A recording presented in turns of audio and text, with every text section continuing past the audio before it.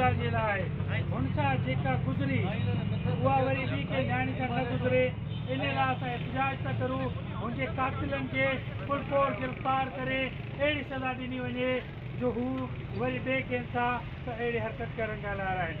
इहो ई मसइलो थिए थो असांजे तालीमी इदारनि में जेके वेठे बगड़ आहिनि, जेके न्याणियुनि खे हिन तरीक़े सां हारासा करनि था, हिक खां पोइ ॿियो केस, ॿिए खां पोइ टियों केस।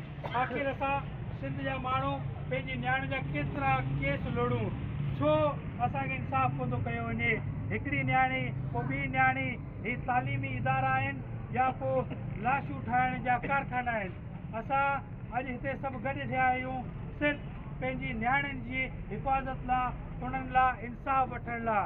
असां सिंध गवर्नमेंट खां, सॼे हुक्मराननि खां इहो पुछणु था चाहियूं, छा हू तव्हांजी न्याणी कोन हुई छा? हिते बि मौजूदु माण्हू आहियूं, पाण सभु ॿार बचे वारा माण्हू आहियूं। असां सिर्फ़ु इहो चाहियूं था त असांजी न्याणियूं जेके तालीमी इदारनि में वञनि थियूं, हिकिड़ो त माइटनि लाइ सभिनि खां वॾो ॾुखियो अमल हूंदो आहे न्याणियुनि खे पढ़ाइण मोकिलनि, वरी उते अहिड़ा केसिस थियनि जिते असांजी न्याणियुनि सां हरेसमेंट थियनि। ही जेके उस्ताद थी करे वेठा हूंदा आहिनि उते, प्रोफेसर थियनि था, हेॾा पढ़ियल लिखियल माण्हू, उहे इहे हरकतूं करनि था, त आख़िर असां छा सम्झूं? कीअं पंहिंजी न्याणियुनि खे उते महफ़ूज़ सम्झूं ऐं हुननि जे हवाले करियूं?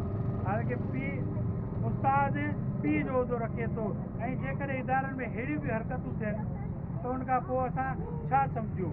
असां फुलपोर सिर्फ़ु ऐं सिर्फ़ु इहो मुतालबो करूं था त हिन कातिलनि खे गिरफ़्तार करे कैफ़े किरदार ते पहुचायो वञे, त ताकी हिन जे माइटनि खे, असांखे सभिनि खे दिलि खे सुकून पहुचे त हिन न्याणी पंहिंजी जान जी कुर्बानी ॾिनी त उहा रायगा न थी। असां सभु दोस्त अॼु गॾिजी करे इहो अहद बि करूं था त तालीमी इदारनि में जेतिरी थी सघे बहितरी आणींदासीं ऐं अहिड़े केसिस जी रोकथाम लाइ कमु कंदासीं। फामीदा लगारी जे अलमनाक वाक़े जी यादि में उनखे भेटा तौर कयो पियो वञे। डॉक्टर फामीदा लगारी सां जेको वाक़ियो थियो आहे उहो न सिर्फ़ु दुखदायक आहे, पर इन में अफ़सोसनाक पहलू इहो आहे त उन में हिकु उस्ताद मुलविस आहे। हिकु उस्ताद जे पारां इहा हिरासमेंट कई वई आहे ऐं न्याणी खे एतिरे क़दुरु उहो हिरासा कयो वियो जो हुन पंहिंजे पाण खे मौत ते तरजीह ॾिनी आहे ऐं हुन पंहिंजी ज़िंदगी जो ॾीओ उठाए छॾियो आहे। इहे जेके बगड़ सिफ़त माण्हू इन्हनि इदारनि में वेठल आहिनि, उहे इहे नथा सोचनि त केतिरनि कशालनि सां माइट उन्हनि खे पढ़ाए लिखाए इन दर्जे ते पहुचाइनि था ऐं हू डॉक्टरी जहिड़े शोबे में हुननि जी दाख़िला थिए थी।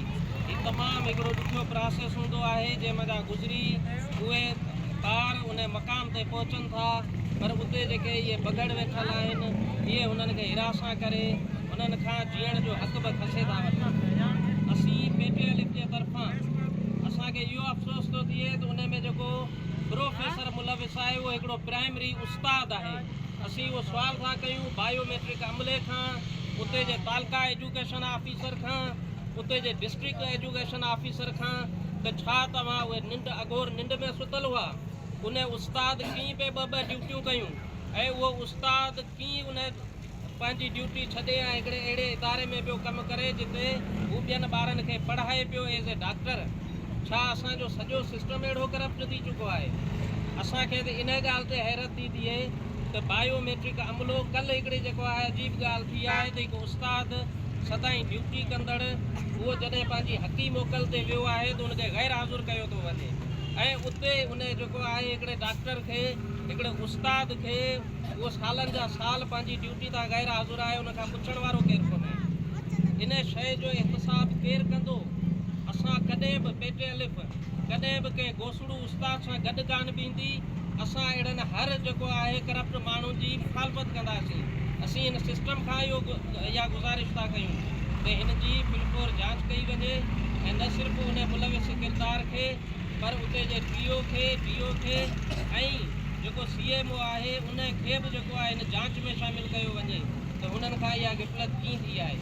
ऐं असां हिन सां गॾोगॾु तव्हां हिन मीडिया जे थ्रू असां तव्हां सभिनि ताईं इहा मैसेज पहुचायूं था त डॉक्टर फामीदा लगारी जे लाइ जेके प्रोग्राम थियनि पिया, असांजो हिकिड़ो प्रोग्राम कराची में थियणु वञी रहियो आहे PTLF जे तरफ़ां। अरिड़हं तारीख़ ते PPLF जे तरफ़ां हिकिड़ो प्रोग्राम थिए पियो। उन में तव्हीं वधि खां वधि शिरकत करियो ऐं इंसाफ़ ॾियारण में असांजी मदद करियो। वॾी महिरबानी।